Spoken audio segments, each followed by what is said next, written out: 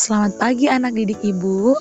Pada video kali ini Ibu akan memberikan pembelajaran IPA pada bab 6 dengan judul Ekologi dan Keanekaragaman Hayati.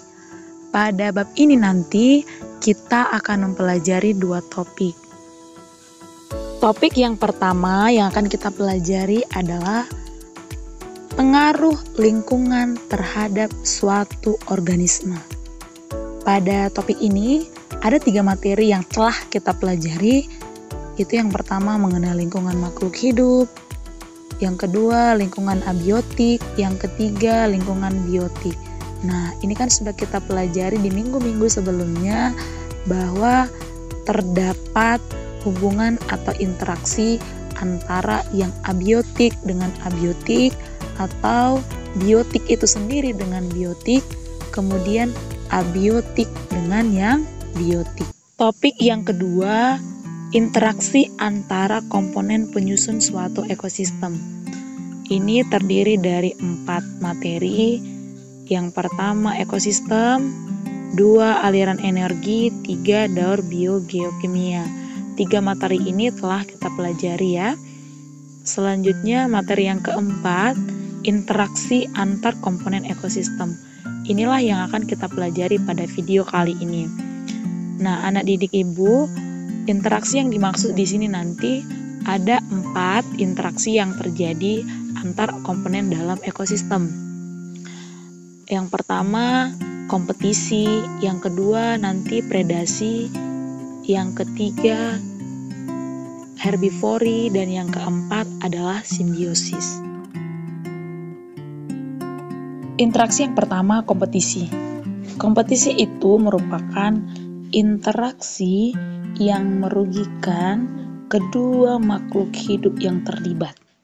Nah, 2 makhluk hidup berarti 2 spesies atau 2 organisme ya. Nah, interaksi ini terjadi pas ya ketika 2 organisme bersaing. Nah, bersaing untuk mendapatkan sumber daya yang sama dan terbatas pula. Misalnya 2 makhluk hidup itu tinggal di habitat dan sumber makanan mereka pun sama. Kita buat contohnya, contohnya adalah jagung dengan kacang hijau. Nah, jagung dan kacang hijau ini ditanam di habitat yang sama. Otomatis kedua makhluk hidup ini atau kedua organisme ini akan bersaing ya, berkompetisi untuk mendapatkan cahaya matahari, nutrisi, dan air. Nah, itu maksudnya kompetisi. Jadi terjadi persaingan antara jagung dengan kacang hijau untuk mendapatkan sumber makanan yang sama.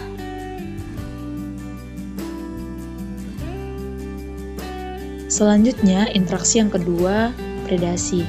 Predasi itu berarti hubungan antara 2 makhluk hidup yang mana satu makhluk hidup itu diuntungkan, sedangkan satu makhluk hidup yang lainnya itu dirugikan atau mengalami kerugian ya. Jadi predasi itu terjadi ketika satu makhluk hidup itu memangsa atau memakan ya makhluk hidup yang lainnya. Jadi satu makhluk hidup itu sebagai pemangsa dan satu makhluk hidup lainnya sebagai makhluk yang dimangsa. Kita bisa lihat nanti di gambar, contohnya itu adalah burung dan belalang.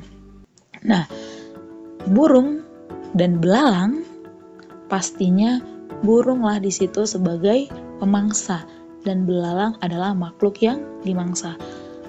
Nah, otomatis burunglah yang mengalami keuntungan karena dia mendapatkan sumber makanan, yaitu belalang. Sedangkan belalang dirugikan karena dia lenyap dimakan oleh si pemangsa. Interaksi yang ketiga adalah herbivori. Herbivori adalah interaksi yang melibatkan herbivora dengan produsen. Anak didik ibu, sewaktu di SD pasti kalian pernah mendengar herbivora kan?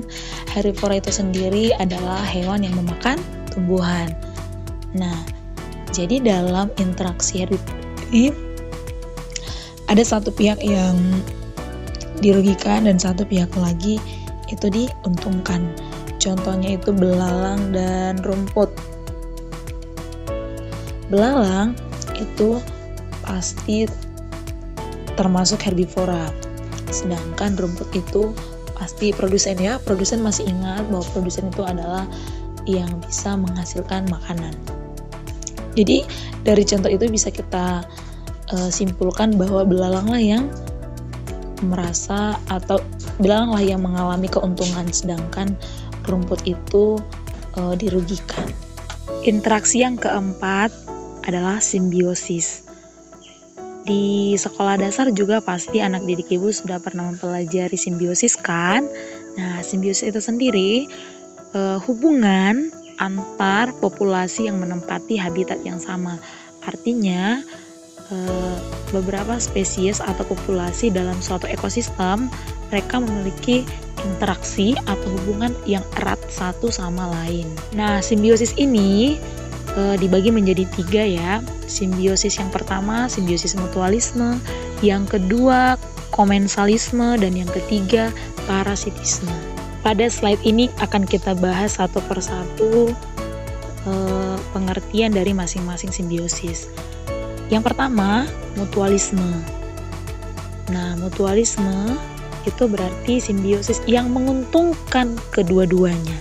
Jadi spesies yang satu diuntungkan, spesies yang kedua juga diuntungkan. Jadi sama-sama beruntung. Itulah kalau dia yang mutualisme. Kalau yang komensalisme, nah ini hubungan yang menguntungkan satu pihak, tetapi pihak yang lainnya tidak mengalami atau tidak mendapatkan keuntungan dan atau kerugian. Jadi satu spesies diuntungkan dan satu spesies yang lain itu tidak dirugikan maupun tidak diuntungkan, gitu ya. Yang ketiga, parasitisme. Nah, dari namanya saja sudah ada parasit, berarti di sini satu organisme yang diuntungkan, sedangkan organisme yang lain atau spesies yang lain itu dirugikan. Nah, pada gambar ini bisa anak didik kami lihat bahwa contoh simbiosis mutualisme ini adalah hubungan antara bunga dengan kupu-kupu ya. Jadi kedua spesies ini atau kedua organisme ini sama-sama diuntungkan. Yang mana kupu-kupu di sini mengambil nektar dari bunga, sedangkan bunga juga beruntung karena kupu-kupu telah membantu penyerbukan pada bunga. Nah, selain kupu-kupu dan bunga juga masih banyak contoh yang lain ya anak didik kami, seperti misalnya burung jalak dengan kerbau ya. Burung jalak dan kerbau itu sama-sama beruntung karena burung jalak itu mendapatkan makanan berupa kutu dari kerbau, sedangkan kerbau juga beruntung karena kutunya telah habis ya. Pada gambar ini anak didik kami bisa melihat contoh simbiosis komensalisme. Ini antara pohon mangga dengan anggrek. Kedua tanaman ini terjadi simbiosis komensalisme yang mana satu tumbuhan diuntungkan yaitu pohon anggrek karena dia memiliki tempat untuk tinggal, sedangkan mangga di sini tidak dirugikan ataupun diuntungkan. Tidak dirugikan atau tidak diuntungkan dengan keberadaan anggrek tersebut.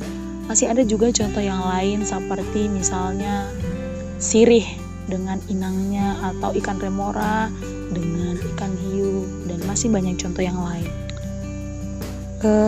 Gambar yang terakhir anak didik kami bisa dilihat di gambar ini terjadinya simbiosis parasitisme pada nyamuk dan tubuh manusia. Kenapa? Karena nyamuk itu lah yang diuntungkan karena dia bisa mengambil atau menghisap darah manusia, sedangkan manusia itu pihak yang dirugikan karena darahnya diambil oleh nyamuk. Masih ada juga contoh yang lain anak didik kami seperti kutu dengan kepala manusia atau cacing dengan manusia itu sendiri, karena kan cacing tinggal di perut manusia. Sekian pembelajaran yang bisa Ibu sampaikan kepada anak didik Ibu. Ibu berharap kalian bisa memahami dengan baik. Terima kasih.